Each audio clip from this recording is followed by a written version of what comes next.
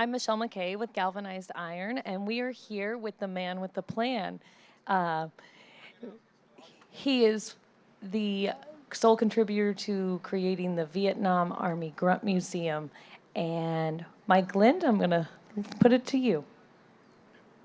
Yes, I built this building here, and I had some space. I didn't know what to do with it, so I decided that I wanted to just pay tribute to the men and women that served in Vietnam, because in my opinion, with what I see happening in our country, with tearing down statues and changing names of forts, and I felt that the Vietnam War will be just a footnote in the school books. They won't teach it. And I think that World War II, being such a global war, will always be in the history books. So I started out, I didn't know anything about a museum. I hardly went in one in my life. So I just started thinking about it. And so what I did is I wanted to do it through pictures mainly to tell the story of a 12-month tour by the Army. Now, you got to remember, Marines have to always outdo the Army. So they had a 13-month tour. So anyway, I started out, the main feature, and because I had limited space, I had to cut who I was going to open this to. If I opened it to all the services, I could get overwhelmed with donations as far as whatever flags and everything. So I was in Vietnam Grunt in a museum, museum in North Vietnam, in Vietnam. I'm sorry, but anyway, so I limited it to a Vietnam Grunt museum. So the highlight of that museum is a life-size mannequin depicting a grunt with all the gear that the grunt carried in the field. Now, a grunt is a term that was coined in Vietnam, and it represents that limited amount of service personnel that were on station in Vietnam. For instance, when I was there were over 500,000 military in Vietnam. The grunts represented 10%, 50,000. The grunts are those soldiers that went face to face with the enemy. After a month there, I said, oh, I know what they're doing. We're the bait here. We're the bait to draw in large units to attack us and then unleash our unlimited artillery, air force, everything else we had to wipe them out. So I always said, we're the bait. They sent small units out to comb the jungles and the mountains, etc. But it was it's been a really heartwarming to me what the museum represents. I think I've had so many compliments on it. It's not a big museum, but it tells a story. And I'm trying to. I opened this museum just before the onset of COVID, so I was really shut down for a year and a half. So this is the first real year that we're trying to make headway. Uh, Early on, before COVID, I did have elementary school tours come in, which is what I want to expand upon to educate them on the war and those 58,000 names on the wall and honor what was done. None of us wanted to be there, me included. We didn't want to go to that. I mean, sometimes there's really dead guys that really want to fight, okay? Even in society, right? They want to bully up and start throwing punches. Uh, but 90% of the people didn't want to be there. Um, when I left, said I'd never go back. And I've been invited back to go on tours and things. No, that's it. Uh, Vietnam to me was closing a chapter in my life. I moved up to the other chapter. I was married. When I got back, we had 2 boys. I had a new job, so I did that. And then I was fortunate enough to step away from that job after several years, come to San Antonio from Florida at the time where I was living. And started my own company. I was in a little office down here on IH-10 and between Callahan and West Avenue. It was about 10,000 square feet. We outgrew that. I rented space on I-10 again by Loop 410. But I woke up one day, I said, you know, I'm in the real estate business. I shouldn't be paying rent. I should be owning something. I had my eye on this site here for several years, but at that time they hadn't made this road that's out in front yet. They wanted me to put the road in, and then they'd sell me the land. And I said, nah, I don't want to get in that government business of building a road. I'll wait until they build the road. I'll probably pay more money, but it's worth it to me. So I bought the site and built my home office, and it's been really acceptable in the community. So proud of it. Absolutely. So could you tell me a little bit about the event we have going on tonight with our special guest, Mathew Modine, who I had the pleasure of meeting with earlier, and his pictures that you display here at the Grunt Museum? Yeah, that was by happenstance. I've been active in the military community with the Purple Heart organization and with various other charities, and one of the leaders of the charities by the name of Tony Fuentes said he got a call from this gentleman that was involved in the display of Mathew Modine's personal art collection that he took while taking pictures on the site when he wasn't acting. And so he asked me if we wanted to display it, and I said, oh yeah, that'd be great, bring it over. That was in May of this year. So we got it here, set it up in the museum. It really complements the museum because you can see the fake war and the real war side by side. So we put it up, and Mathew Modine said he would be able to come at least pay a visit, and he was supposed to be here in July, but he's filming some things and he's at work, so he couldn't break away. This was the only time he could, and he gave us about 30 days notice to do whatever we wanted to do. He didn't dictate what we wanted to do. So we said, let's turn this into a fundraising event for the museum, and that's what it is. The museum, besides just having guests, and it's free, I don't charge anybody. And if they want to buy, not buy, if they want to get a hat or a t-shirt, it's a donation. They'll get one of those things. But the thing the museum does is it brings veterans together. So any group of veterans, 10 or more, I invite them over. We tour the museum. The camaraderie goes crazy. When you get together, these vets don't talk much about what went on until they're together. Then it all pours out, okay? So then I treat them to a luncheon up on the rooftop of the building, where we go through more talking and commiserating with each other. And that's been a real highlight of what the museum does. Eventually, the museum, if it can continue raising funds and getting things, will expand its reach. We are expanding our reach now because we take a group of pictures from the museum and plaques and those sort of things, and we send them to apartment properties that we manage around the country and do a memorial wall. And so that's been a huge success. I'm not there to determine to see how many, but asking the people that work there, say, oh yeah, a lot of people really appreciate it. So I just wanted to make sure. Perfect. Thank you so much for hosting the event. All right, everybody. I want to thank everybody for being here this afternoon, and I'm going to say a few words. But before I say a few words, I wanted to ask Judge Sakai to come up here and speak to you guys. Judge Sakai is one of the most amazing human beings I've ever met in my life. He's donated all of his spare time to helping children that are in the foster care system and watching over them to make sure that they wind up in a safe place.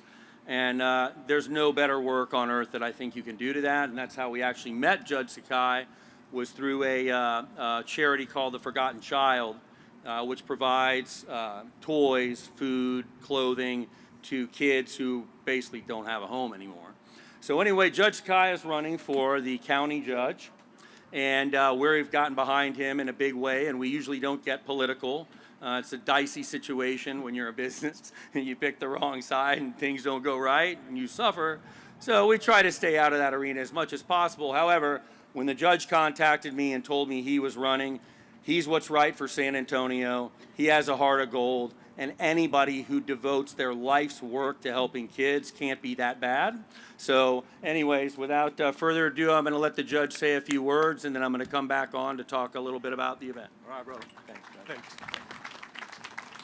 Wow, what wonderful words from David Lynd. Let me just say this. My name is Judge Peter Sakai, and as you heard, I'm running for county judge, but that's not what is important today. What's important today is to recognize all of us, we as a community that step up for our children and families. And I want to recognize the Lynd family, David, his father Michael, his mother Patricia, for their long commitment to the forgotten child.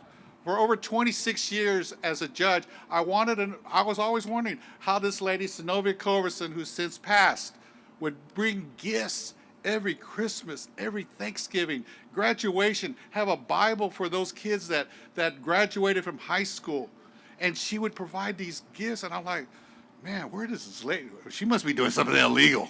But the bottom line is, I came to realize that the Lynd family was the silent, anonymous benefactor that supported this charity. And I want to give them a round of applause for their long-standing commitment. And that's the reason why the Lynd family and Judge Sakai are in together to help make this community a better place. And so I also want to recognize the Lynd family for their development and their commitment to affordable housing. That's one of my key issues, that what we need to do is we need to take care of our children and families. And we know that unfortunately we have a lot of them being displaced. And thank you, David, for that commitment, because obviously you can be at a much bigger platform, but you're also remembering those that are less fortunate, which is our Christian duty to take care of.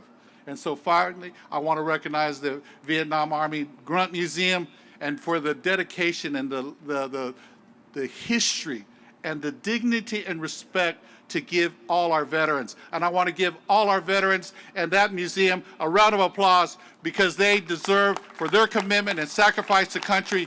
Thank you, David. Thank you, Lynd family. God bless you all. All right, guys, so why are we all here this evening? So a lot of you guys may or may not know about our Grunt Museum inside, or have never heard of it before. This was the brainchild of my father, Michael Lynd, Sr., who fought in that war. A lot of us don't remember and recall what that war was like, especially the younger generation, because it wasn't like it was today. You had two choices. Here's your draft: go to war or go to jail. That's what it was like. There wasn't an option. It wasn't like I don't feel like it today, or I'm not that kind of guy, so I don't want to go. They had no choice. And who fought that war?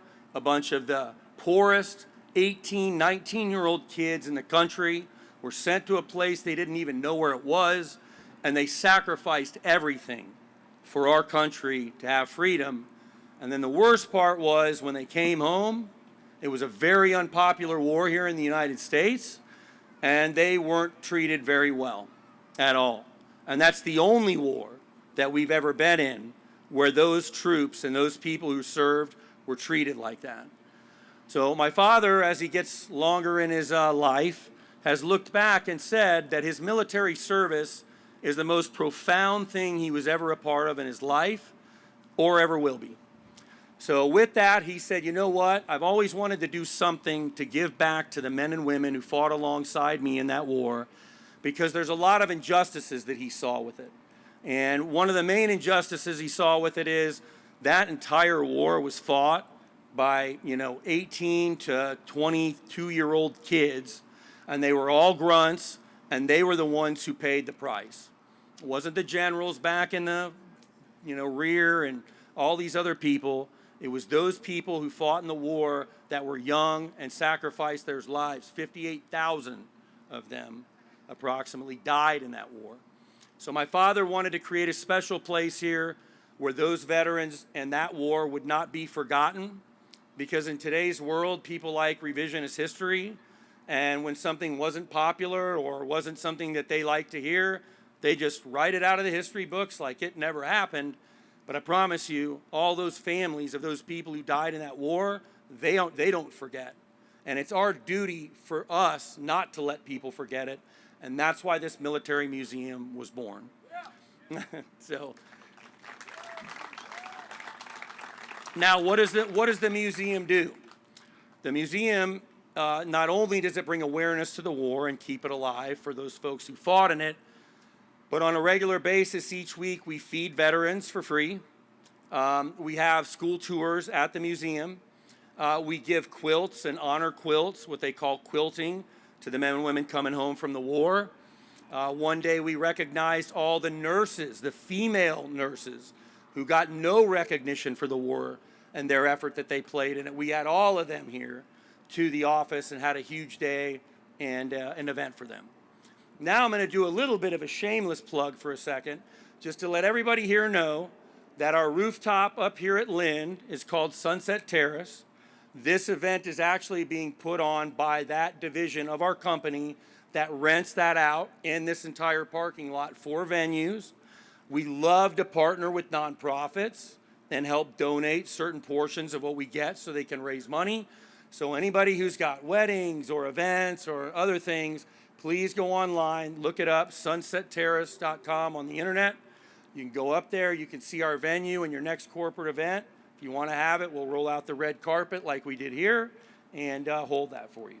Now, how did this event come to happen? Well, number one, Mathew Modine, who is one of my favorite actors of all time, so I got really lucky on that one too. I'm all the way from Visit Quest to Private Joker to Papa. I'm all the way through it. This guy's had one of the most successful careers, and I told him this earlier when I met him. I was at the TV station down there talking about him and this, that, and everything else. And, you know, it's funny because the younger people know him as Papa. The older people know him as Loudon Swain. And then the other guys know him as Private Joker. So when you span all generations, you've done something right. So congratulations to Mathew on your career and all your success. And more importantly, guys, I want to be clear about something. Anybody can write a check. That's easy. He's here giving his time. And he could be doing a lot of other stuff. Okay, the guy's in demand. He's on one of the biggest TV shows in the country. And he doesn't have to be here. He could be doing a lot of other things. But he's not. He's here. And he's given his time. And he's given his photography to our museum for life, which will enhance it, make it a much more cooler, fun place to go. We'll get some of the younger generation in there. We may have to throw a picture of Papa up in the corner or something to get the younger kids to want to come, but we'll figure that out. So anyway, so we decided to give his photos to our museum to enhance it, and then more importantly said, you know what, I want to do more. I want to figure out a way for us to do something more. This afternoon, we had over 150 Purple Heart recipients, amputees, and veterans here at the office. The lunch was wonderful. Mathew was great, did a Q&A and answer session with them, and made them feel important. Because you know what? Too many of the guys sitting in the room have never had someone tell them how important they are to this country because of that war and the negativity around it. So thank you again for Mathew for being here for that lunch. That was amazing. So without further ado, those of you who may or may not know, our company is a real estate company. But you know what? To be honest with you, we like having that business be very successful so we can make a bunch of money and help a lot of people. That's what we do here.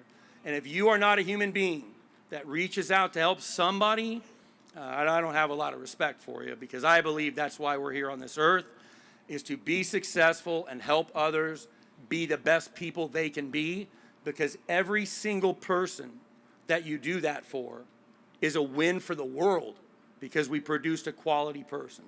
Now, the last thing I'll leave you with is a story Mathew actually told me. So I'm going to use it for the first time here because it actually is an amazing analogy for many things in life.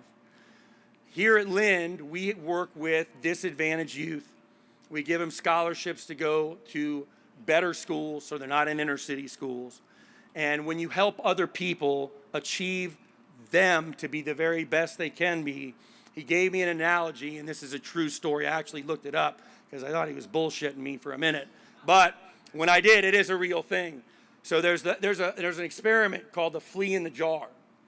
And the flea in the jar experiment is if you take a flea, which can jump about 9 feet, which is kind of scary, on their own, and you take them and you put them in a jar, a mason jar, and you leave them in there for 10 minutes or whatever, the flea will jump and its head will hit the top of that jar, okay? When you take the flea out of that jar, it will never jump higher than it hit its head in that jar for the rest of its life.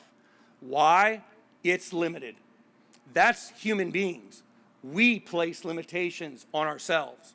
We are the only thing that can stop us from doing anything we want in this world by saying, I can't do that, that's too difficult. And all we try to do at Lynd, in every single thing that we do here in the charitable world, is take that lid off that jar and show people that they have unlimited potential and that you can reach it, and we do what we can to support them to do it. And we've got many, many examples for that. So that's what we do on the charity front. That's separate from what we do here in real estate.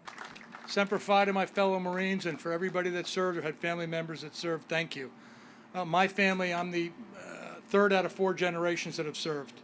I got to know Mathew Modine about 15 years ago when I was working with the Veterans Group, and Mathew called us and he wanted to do something. He just didn't want to give money. So Mathew would actually come out on amputee bicycle rides and actually bicycle with the warriors. And he would bond with them and he would spend time with them. And that was more special to the warriors than any donation that could have been made. And if you had a chance to see his Full Metal Jacket artwork, it's phenomenal. It was in Houston in January, and he said, Al, I don't want to just box this up and sit this in a corner. Can you find another venue that would love to show my artwork? And that's how we found Mr. Lynd and Lynd Living, and it's been here for a few months. And then it was going so well, Mathew, and he'll tell you, he just wanted to give it to the museum as his gift to veterans of all ages, especially the Vietnam veterans. But as David talked about, it's oh so important for the younger generations to know the sacrifice of those that went before them. So I'm very proud to be part of this. I've been a veterans advocate for 30 years. That's what I do. And any Vietnam vets, I'm going to do a plug. They just passed a law. They just made hypertension and a few other disabilities presumptive for Vietnam vets exposed to Agent Orange. So if you're a Vietnam vet, please, please go talk to somebody. A county VSO, VFW, American Legion, anyone. I do it privately, but you need to go talk to somebody. And if you're a Persian Gulf vet, they just added about 20 disabilities to the list where you're presumptively service-connected for. So absolutely make sure everybody follows up on that. That being said, enjoy the movie. Have a great night. A man who needs no introduction. David, you're amazing. I mean, my wife always says, speak from your heart, and you do. And we see your heart and your family, the generosity you have for the community, and I love you. I don't even know you, and I love you. You know, and I love this family. I look forward to coming back often. Anytime. Yeah, thank you. I've spoken to a realtor. They're talking to me about even finding a house here in San Antonio.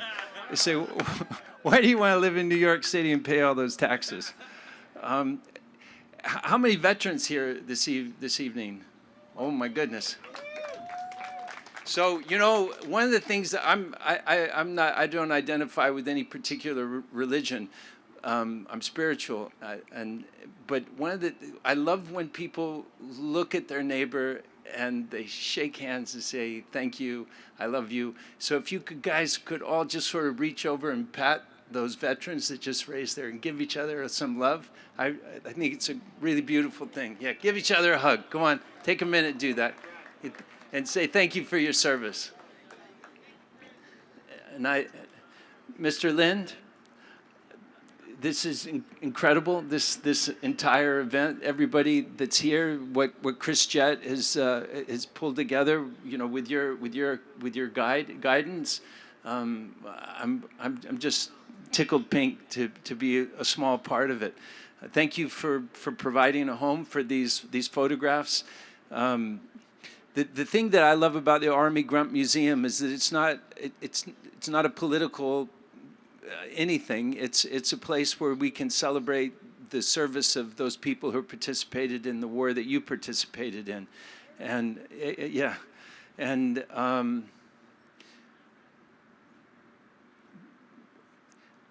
one of the things that is a problem that I think exists today is that when we were growing up, when we were kids, our nation was a piece of fabric. It was woven together. There's individuals and the fabric is strong when it's woven together and it's working together.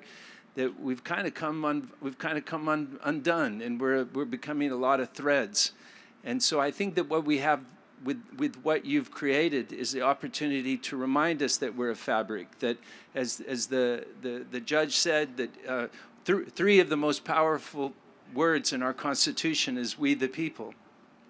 And when we remember that we are we, and that there's a sense of community in we can always remind ourselves to be able to reach across the aisle to people that we don't necessarily agree with and find a peaceful solution to the problems that we face.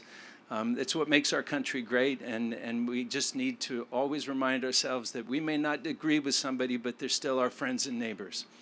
So with that, I'm so honored that I have my photography here and be able to share it with the people that come. Thank you so much for coming this evening. Thank you all for contributing and donating what you could, and always remember to smile and be happy. And if you don't know what else to do, be kind. Thank you very much. All right, thank you. All right.